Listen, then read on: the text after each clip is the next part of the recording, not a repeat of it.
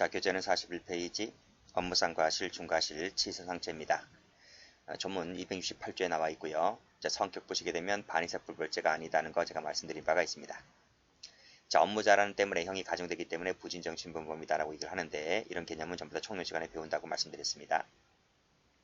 자, 그럼 업무를 볼게요.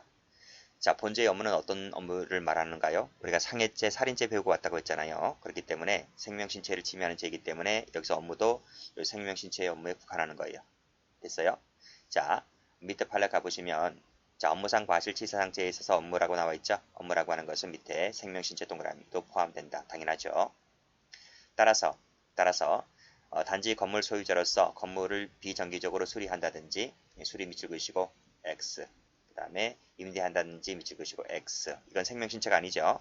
자, 3번도 임대 밑줄 그으시고 X 이건 여기서 말하는 업무가 되지 않기 때문에 밑에 화재가 나서 상해가 발생했다 하더라도 업무상 과실치상죄가 되지 않는다는 것입니다. 아시겠죠? 2번이 잘 나와요. 2번 체크하시고 보시면 됩니다. 자, 또 볼게요. 자, 여기 2번 체크 한번 해보세요. 자, 여기서 말하는 업무는 형법상 보호 가치가 없는 것도 포함된다. 그래서 무면허 의료행위 하다가 무면허 운전행위를 하다가 다쳤을 때는 이 업무상 과실치사상죄로 처벌할 수가 있는 것이죠. 자, 밑에다 시합 한번 해보세요. 그리고 저 뒤 가면 우리가 이제 업무방해죄를 배워요. 업무방해죄를 배우는데 여기서 말하는 업무와 개념이 좀 달라요. 이때 업무방해죄 업무는 형법상 보호가치가 있는 것만을 보호하는 거예요. 그 점에서 이 업무상 과실범과 좀 다르다. 이것을 꼭 좀 기억을 해주시기 바랍니다. 자, 넘겨보시죠. 자, 판례 또 나와 있네요. 자, 요거 한번 볼게요. 자, 분식점의 운영자가 식당 밖에서 당겨 열도록 표시되어 있는 출입문을 열고 음식 배달차 나가다가 이 민간인 을이죠. 을을 상해 입히게 하였다는 겁니다. 과연 출입문을 열고 닫은 부분 있죠. 이게 분식점 주인이 출입문을 열고 닫은 것은 이것이 업무로 볼 수 있을까? 업무상 과실치사상죄에 있어서 업무로 볼 수 있을까가 쟁점이 된 사건이거든요. 여러분 어떻게 보세요? 출입문을 열고 닫은 것이 업무로 볼 수 있어요? 우리가 음식점에서 업무라고 하는 것은 요리할 때, 그렇죠? 요리가 된 음식을 손님들에게 날라줄 때, 그때가 업무인 것이지 출입문을 열고 닫는 것은 속된 말로 개나 소나 다 하는 거 아니겠습니까? 그래서 업무가 될 수 있는 것은 아니겠죠. 그렇게 해서 쓰여진 말입니다. 자, 볼게요. 자, 판례 1번을 보시면 여기 업무가 나와 있죠. 업무상 과실치사상죄에서 업무라고 하는 것은 밑에 무거운 주임을 부과한다든지, 그렇죠? 고도의 예견 가능성을 기대할 수 있을 정도여야 된다든지 그랬을 때 업무인 것이지 그게 아니라면 못한다 세무 쳐보세요. 그게 아니라면 업무가 아닌 거예요. 그래서 본질에 따라서 무겁게 처벌할 수가 없는 것이다 말은 여기서 말하는 업무로 볼 수가 없다 이런 말이에요. 그게 바로 뭐다? 밑에 보시면 출입문을 여닫는 것이 바로 그런 거란 말이에요. 이것은 여기서 말하는 단순한 일상생활 상에서의 주의무에 불과한 뿐이지 단순한 일상생활일 뿐이지 여기서 말하는 업무로 볼 수가 없다고 해서 업무상 과실치사상죄가 되는 것이 아니고 단순 과실로 보는 거예요. 아시겠습니까? 됐죠? 그렇게 보시면 될 것 같고 자 1번을 보시면 여기 가중처벌하는 이유가 나와 있어요. 그 이유가 뭐다? 밑에 결과 발생에 대한 고도 의무가 부과되어 있다든지 예견성이 크다든지 이런 점 때문에 가중처벌하는 것이 나와 있습니다. 일단 끊어보세요. 근데 이런 것은 그렇지 않기 때문에 업무로 볼 수가 없다. 이렇게 보시면 되겠습니다. 자, 세 번째 업무의 내용을 가볼게요. 업무가 되려면요, 세 가지 요건을 갖춰야 되는 거예요. 첫 번째 사회성, 두 번째 계속성, 마지막으로 사무. 이 세 가지 성질을 모두 다 구비했을 때 업무가 될 수 있는 것입니다. 자, 나머지 건 읽어보시고요. 자, 계속성 한번 볼게요. 자, 계속 반복되거나 그 의사로서 행해진 것이어야 되는 것이다. 따라서 계속성이 없는 것은 업무가 아닌 것이겠죠. 그 대표적인 것이 바로 호기심입니다. 호기심으로 한 번 운전한 것은 업무로 볼 수가 없다. 이런 말. 뒤에 판례 나와 있습니다. 자, 판례 한번 가볼까요? 쭉 보시면 다음 페이지 나와 있습니다. 여기 나와 있죠? 중대부관이 육군 중위가 운전병이 검문소로 연행된 사이에 그렇죠? 차량을 육군 중위가 운전했단 말이에요. 지금이야 뭐 당연히 교육을 잘 받았고 널린 것이 차이기 때문에 그다지 뭐 호기심도 없어요. 그래서 차를 운전하지 않겠지만 이 당시는 이게 66년도 사례입니다. 그렇죠? 66년도는 차가 귀했단 말이에요. 그렇죠? 남자라면 좀 한 번쯤 몰고 싶은 생각도 있고요. 근데 이 육군 중위는 무면허였단 말이에요. 그래서 호기심으로 딱 한 번 운전해주세요. 딱 한 번 세무 쳐보세요. 이건 뭐다? 이퀄 호기심으로 운전하다가 누군가를 다쳤겠죠? 그랬을 때 업무상 과실로 인정할 수가 없다. 이렇게 봤습니다. 됐어요? 그렇게 보시고 2번은 풀었죠? 임대는 업무가 아닙니다.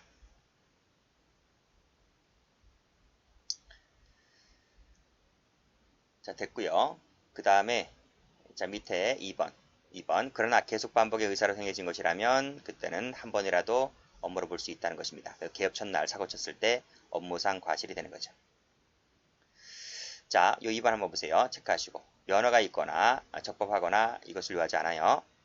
요하지 않는다. 않으니까 세무 쳐볼게요. 이것도 여기에 업무로 볼 수가 있다. 그게 바로 밑에 나와 있습니다. 자, 계속 반복의 의사나 그러한 사실이 있다면 그것이 경험이 있든 면허가 있음을 요하지 않는다. 있다 그러면 틀려요. 필요하지 않습니다. 자, 그게 나와 있죠, 여기. 보시면 상사의 명예에 따라서 이 발전기를 돌렸다는 거예요. 그렇죠? 요 명도 바로 상사의 명예에 받아서 발동 업무를 했을 때 이것도 업무자로 볼 수가 있다는 것이죠. 그렇죠?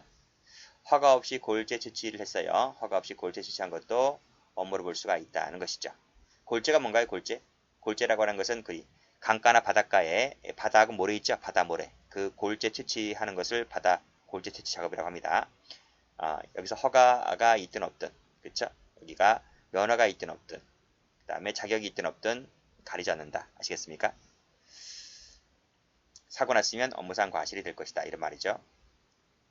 자, 그 다음 공사 현장 감독원이죠. 그렇죠? 감독원이었다면 밑에 보시면 원래 발주자 직원이 아니었고 또 현장 감독에 임명된 것이 아니었고 자격이 없다 하더라도 필요 없다는 거예요. 업무상 과실로 볼 수 있다는 거죠. 당직 간부 나오는 교도소, 그렇죠? 교도소 당직 간부, 교도관들 업무로 볼 수 있겠죠. 그렇죠? 근데 이게 공휴일 또는 야간이었죠. 이때 사고 난단 말이에요. 제일 사고 나는 때가 공휴일하고 야간입니다. 주간 아닙니다. 평일 주간 같은 경우는 일을 하기 때문에 거의 사고 날 일이 없어요. 사고는 보통 밤에 제일 많이 나요. 밤이 나고 그 다음에 공휴일날 좀 나고 그렇기 때문에 항상 교도소에 있는 당직 간부들은 항상 그때도 근무하죠. 근무 중입니다. 자, 5번 가볼게요. 완구 배달을 하기 위해서 자전거죠, 자전거. 이 자전거를 타고 소매상을 하고 돌아다니다가 이것도 업무자로 볼 수 있다는 거죠. 사람을 치으면 주의 및 태만으로 사람을 치면 업무상 과실 치상이 되는 거예요. 이건 레저용이 아닙니다. 여러분 지금 뭐 등산 많이 하고 레저 좋아하자 그런 레저용이 아니고 옛날 드라마를 보면요. 이 자전거가 엄청 커요. 그렇죠? 옛날에는 그 막걸리 같은 경우는 퉁자 있죠, 퉁자. 병이 아니고 큰 통 있어요. 큰 말통보다 더 커요. 그런 통 몇 통씩 그 자전거에다가 싣고 날랐잖아요. 그렇죠? 그런 자전거 말합니다. 그런 자전거를 타고 소매상을 하고 했는데 사람을 치웠다는 거 크게 다쳤습니다. 그랬을 때 자전거 운전자는 업무상 과실이 인정된다 이렇게 봤습니다. 경운기도 당연히 있겠죠. 버스도 있고요. 다 업무자로 봅니다. 자, 됐고 쭉 넘기시면 그 다음에 이제 과실 볼게요. 우리 이제 업무를 배웠죠? 이제 과실 보겠습니다. 자, 과실이 있는가 없는 걸 보겠어요. 제왕절개 수술인데 이게 응급 제왕절개 수술이라면 미리 혈액을 준비를 해놔야 돼요. 미리. 근데 그 혈액을 준비하지 못했다라고 했을 때 업무상 과실이 있다 이렇게 봤어요. 자, 응급을 잘 받으셔야 돼요. 뒤에 가면 응급이 빠지는 것도 나와요. 그러니까 응급이 들어가 있으면 과실이 있다. 응급이 없으면 과실이 없다는 걸 이렇게 정리해 주면 됩니다. 요 1번 비교되는 걸 판례가 있으니까 체크 한번 해보세요. 자, 2번 오버가 잦다는 이유로 영업상 미관을 해친다는 이유로 자, 도난 방지 등의 이유로 고리를 끼워서 피난구로서 역할을 다하지 못하게 하였다면 당연히 뭐가 됩니까? 당연히 업무상 과실이 인정되는 것이겠죠. 이때 불이 났어요. 불이 나가지고 이 숙박객들이 피하지 못했습니다. 다 막혀있기 때문에. 그래서 수많은 사상자가 발생했을 때 이 호텔 사장 등에게 있어서는 업무상 과실이 인정된다는 판례가 됩니다. 이제 3번 가볼게요. 잦은 설사 등의 이상 증세가 보였는데도 불구하고 조례를 어떻게 했습니까? 진찰을 받지 않도록 하겠죠. 않았기 때문에 이 자체에 과실이 있다는 거죠. 포도당액을 과다히 주사했기 때문에 여기 과실이 있는 것이고요. 자, 담당 의사 지시에 따르지 되잖아요. 따르지 않았기 때문에 과실이 있는 것이고요. 자, 사용할 수 없는 약자가 잘못 처방됐습니다. 그랬음에도 불구하고 또 과실로 처방된 것임을 알 수 있었잖아요. 알 수 있었음에도 불구하고 이걸 그대로 주사했습니다. 이 자체에 과실이 있다는 거죠. 전원이 이제 옮길 전자입니다. 옮길 전자. 병원을 옮기는 걸 전원이라 불러요. 45분이 지나서 옮겼다는 거죠. 그렇죠? 이걸 뭐라 그래? 전원지체. 전원지체도 전원지체로 인해서 사람이 사망했다라고 했을 때 그 지체 행위와 결과 발생 사이에 인과관계가 있다는 것이죠. 그래서 과실 책임을 인정합니다. 자, 그 다음 나와 있지? 전원지체 나와 있습니다. 자, 금단 증상을 보이는 알코올 중독자라 그랬습니다. 근데 독방에 가둬서 그대로 방치했다는 거예요. 이 자체에 과실이 있는 것이고, 정지시는 무시했죠? 그렇죠? 계속 진행했다는 것 자체가 과실이 있는 것이고요. 자, 요 10번 잘 받으세요. 10번은 시험에 나온 적이 있는데요. 자, 제한 속도가 40km입니다. 근데 이 친구가 50km를 달렸다는 거죠? 그쵸? 그래서 이 숫자를 그대로 써서 나오면 당연히 맞는 건데, 요 그대로 안 쓴 적이 한 번 있어요. 요 과속, 이렇게 적어 놓으세요. 숫자가 안 나오고 과속으로 나온 적도 있어요. 근데 판례가 어떻게 됐대요? 이 친구가 피하지 못하고 역과시켰기 때문에 요 자체 과실이 있다고 봤어요. 다음 페이지. 자, 트럭인데요. 화물차를 주차했다는 거예요. 주차란 말은 운행 중이 아니죠. 운행이 아닙니다. 운행이 아니란 말은 교통사고 처리 특례법, 교특법이 적용되지 않아요. 아시겠어요? 교특법은 운행 중일 때만 적용되는 것이에요. 자, 주차했습니다. 토마토 상자를 운전하다가 상자 일부가 떨어져 나갑니다. 그랬을 때 이 자체가 과실이 있다는 거죠. 그래서 형법상의 업무상 과실 지상죄가 되는 거예요. 교통법이 아닙니다. 교통법이 적용되지 않는다. 형법이 적용되는 것이다. 이런 말입니다. 자, 비상등을 켜고 후방 차량에 위험 표시를 설치했잖아요. 그렇죠? 설치했잖아요. 위험 신호를 해야 되잖아요. 근데 어떻게 해야 돼요? 단지 뭐다? 단지 비상등만 켜놨단 말이에요. 원래는 어떻게 해야 되냐? 원래는 비상등을 켜고 그 다음에 후방 차량에 위험 표시를 해야 돼요. 표지판 설치해야 된단 말이에요. 설치를 해야 되고 위험신을 줘야 돼요. 이 친구가 뒤에 나가서 위험신을 줘야 된단 말이에요. 근데 단순히 비상등만 깜빡이만 켜놨다라고 했을 때 주의임을 기해를 했다는 거예요. 아시겠습니까? 그래서 이 자체가 과실이 있다는 거예요. 자, 소홀히 했기 때문에 당연히 과실이 있는 거죠. 그 다음 14번 가볼게요. 14번 체크 한번 해보세요. 자, 원래는 여기까지 한번 끊어보세요. 원래는 도급인에게 있어서는요, 사고 발생에 안전조치를 취할 의무가 없어요. 도급은 도급중 끝이에요. 그런데 법령에 의해서 구체적인 관리 감독 의무가 부여되어 있거나 또는 법령이 없다 하더라도 구체적으로 지시 감독했다라는 특별한 사정이 존재한다고 한다면 그때 예외적으로 도급인에게 있어서도 안전조치를 취할 주의무가 있다는 거야. 있기 때문에 이 의무를 다하지 못했다고 한다면 도급인에게 있어서도 과실 책임을 물을 수가 있다는 판례가 됩니다. 아시겠어요? 잘 봐두세요. 잘 나와요. 다시 한번 정리할게요. 도급인에게는 원칙적으로 안전조치를 취할 의무가 없다. 다만 예외적으로 법령에 의해서 구체적 관리 의무가 부여되어 있다든지 두 번째는 법령이 없다 하더라도 특별한 사정이 존재한다고 했을 때에는 안전조치를 취할 의무가 있는데 그걸 못했다고 한다면 도급인에게도 과실 책임을 물을 수가 있다는 거예요. 자, 사례 한번 볼게요. 자, 갑이 도급인이에요. 자, 을은 수급인이고요. 자, 뭘 도급 줬을까요? 도급 줬을 거 아니에요, 그쵸? 도급을 뭘 줬는가 하면 예를 한번 들어볼게요. 주택 건축하는 거. 그러니까 이 사람이 건물주겠죠? 건물주가 을이라는 업자에게 시공사죠, 시공사. 시공사에게 주택을 건축하라고 도급을 줬단 말이에요. 뭔 말인지 알겠죠? 자, 그런데 그렇다고 한다면 예를 들어서 뭐 5억의 건물 짓는다. 주택을 짓는다. 5억짜리 고급 주택을 짓는다라고 했을 때 5억 주면 이 원래는요. 이 을이라는 업자가 전부 다 뭐 자재를 사와야 되고 설계를 해야 되고 뭐 시공 계획을 세우고 이것을 전부 다 이 수급인이 하잖아요. 수급인이 해요. 근데 이 사건에서는 이 사람이 이 건물주가 자재 선정지가 다 해요. 좀 더 싸게 하려고, 그렇죠? 자기가 싸게 하려면 자기가 할 수밖에 없는 거예요. 그렇죠? 자재도 지가 선정하고 설계도 지가 뭐 다른 사람은 구해오고 그 다음에 시공 계획도 다 지가 세워요. 이런 것을 전부 다 이 사람이 하는 거예요. 이 사람이. 그래서 이 사람은 매일같이 와서 관리 감독해요. 이렇게 관리 감독해요. 맨날 와가지고 맨날 싫은 소리만 해요. 그런 사람들이 있죠. 속칭 꼰대 부리는 사람도 있어요. 매일 와가지고 뭐 철근이 어떻네, 왜 뭐 계속 일이 불평불만 하는 사람도 있어요. 그쵸?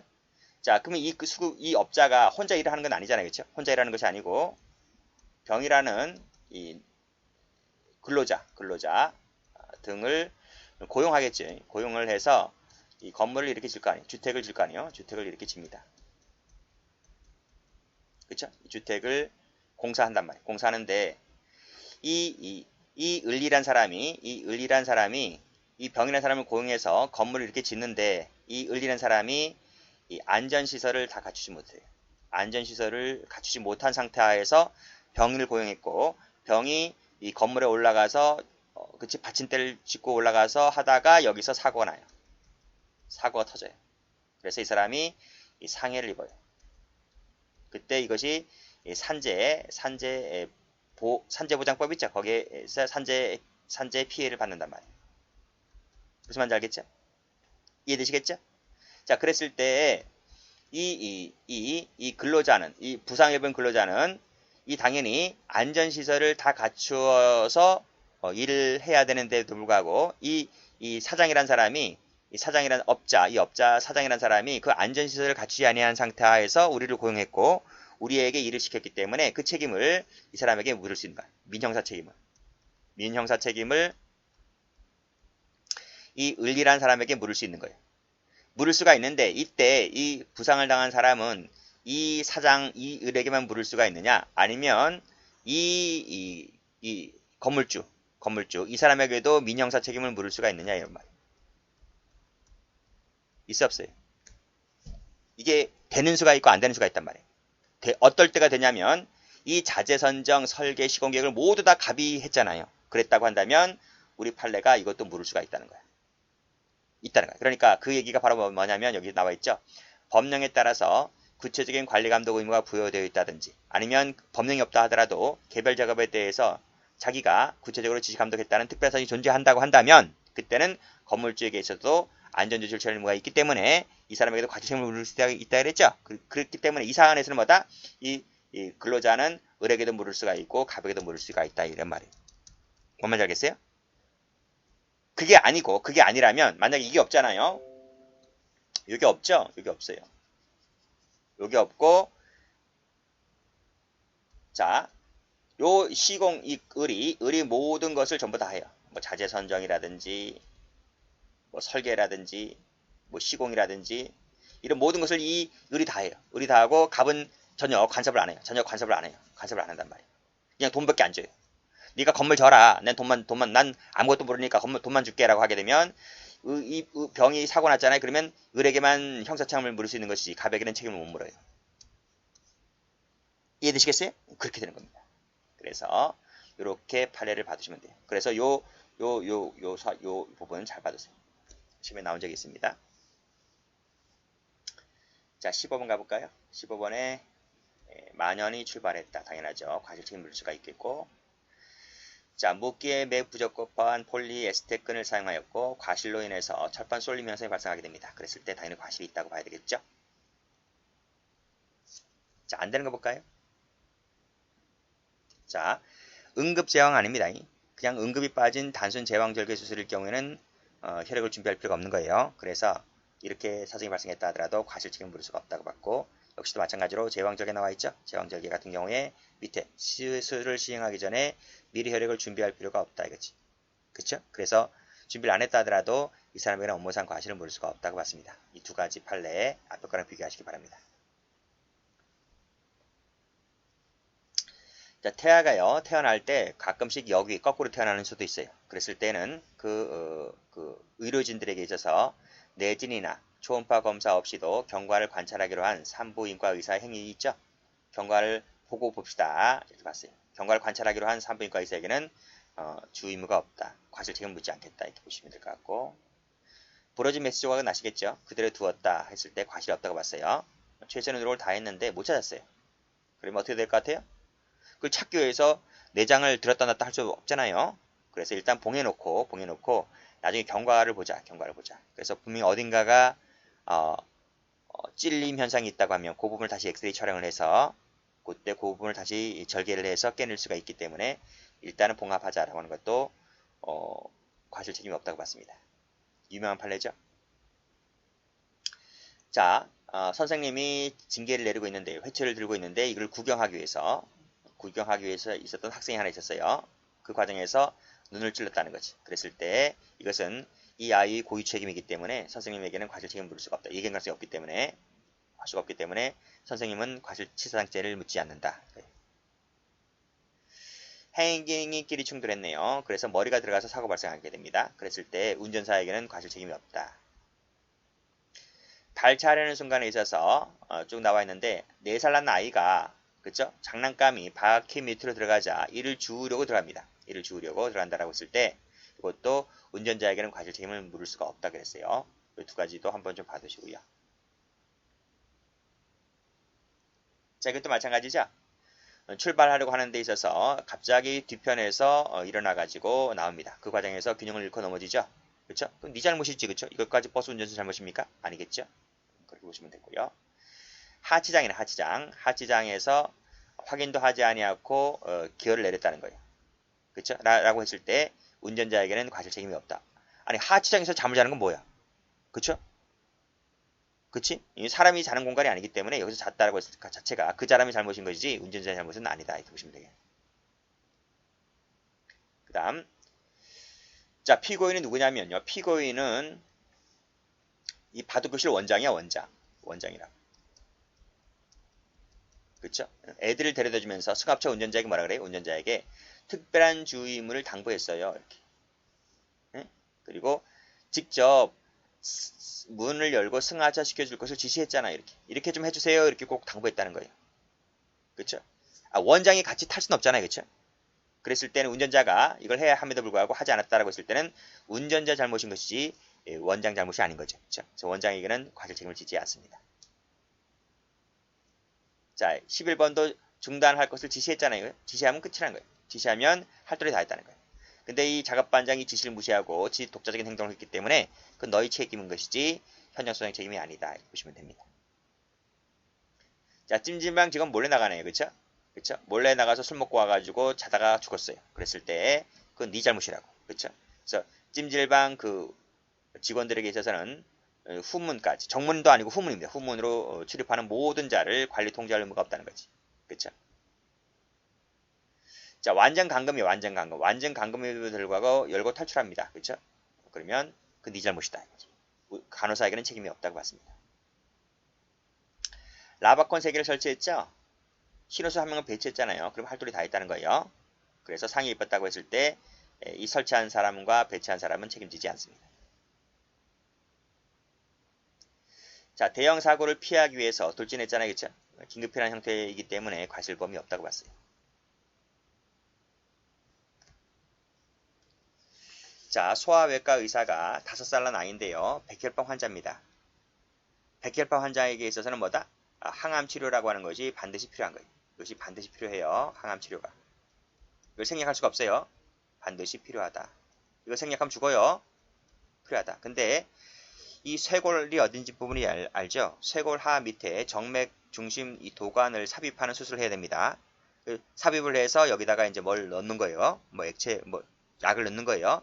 이 삽입하는 과정에서 이 관 길을 뚫어야 되는데 길을 내기가 힘들어요. 그래서 이 우측 쇄골합 주사 바늘로 10차례 찔렀어요. 10차례 찔렀다는 거죠. 왜 찔렀어요? 이 관을 통과시키기 위해서. 그렇죠? 이 항암 치료는 반드시 해야 되는 것이고 이 항암 치료하기 위해서는 길을 내야 되는데 그 길을 내는 것이 어렵다는 거예요. 그래서 10차례나 찔렀고 어차피 길을 내다가 내는 과정에서 야가 죽어요. 죽었을 때 이 의사에게는 과실 책임을 지지 않는다. 왜 책임을 지지 않을까요? 이게 재량이라는 거예요.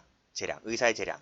그리고 항암 치료하기 위해서 이 관을 내는 과정에서 몇 번 찔러야 한다는 것이 어떤 의학계의 뭐 논문으로 나와 있는 것도 아니고 확립된 것도 아니기 때문에 몇 번을 찔렀다라고 하는 것은 의사 재량이기 때문에 그 재량의 범위를 벗어나지는 않았다고 봤어요. 합리적 재량의 범위를 벗어나지 않았다고 봤기 때문에 이것은 의사에게 과실 책임을 지울 수가 없다 이렇게 봤습니다. 시험에 나온 적 있기 때문에 정리를 해두세요. 자, 그리고 이건 뭐죠? 요거는 이제 도급이야, 도급. 아까 말씀드렸지, 도급은 원칙적으로 책임지지 않는다 그랬어요. 도급 주면 끝이에요. 전문업자에게 도급을 주면 끝입니다. 원칙적으로 도급업자는 책임지지 않는다. 자, 밑에도 도급인이지, 도급인. 도급인이 주택 수리를 의뢰했다는 거지. 했을 때 구체적인 지시 감독 의무를 다 맡겼잖아요. 이 수리업자에 다 맡겼어요, 다 맡겼어요. 그러면 이 사람은 책임지지 않는 거예요. 이 사람은.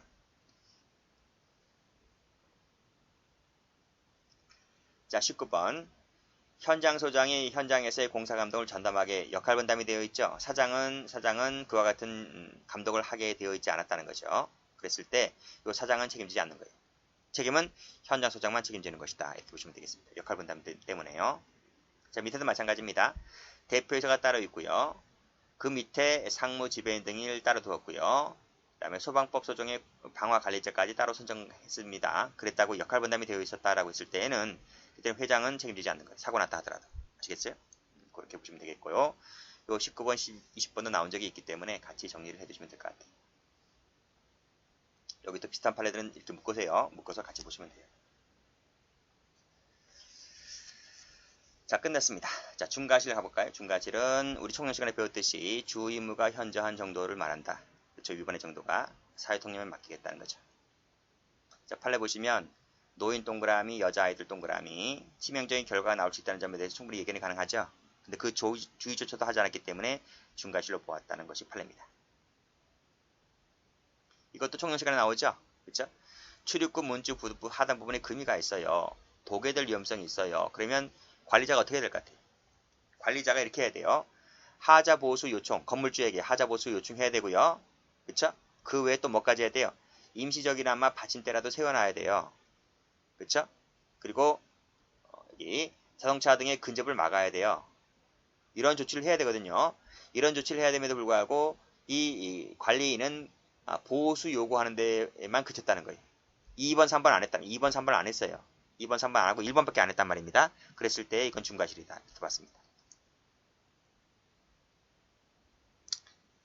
자, 타제와 관계 볼게요. 자, 차량의 운전자가 교통사고를 통해서 268조의 죄를 범합니다. 268조가 뭐죠? 업무상 과실 중과실이죠.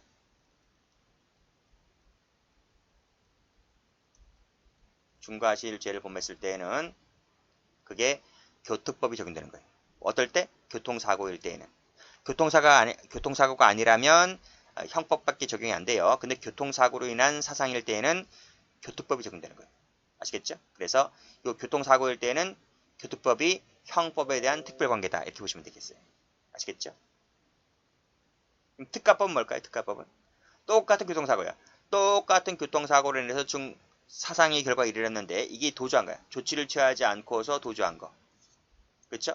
여기도 옮겨 유기하고 도주한 거죠. 이건 뭐야? 뺑소니. 속된 말로 뺑소니. 뺑소니. 아시겠어요? 자, 교통사고로 그쳤을 때는 교특법. 교통사고에다가 더 나아가서 뺑소니. 조치하지 않고 뺑소니일 때는 이것이 특가법이에요. 특가법.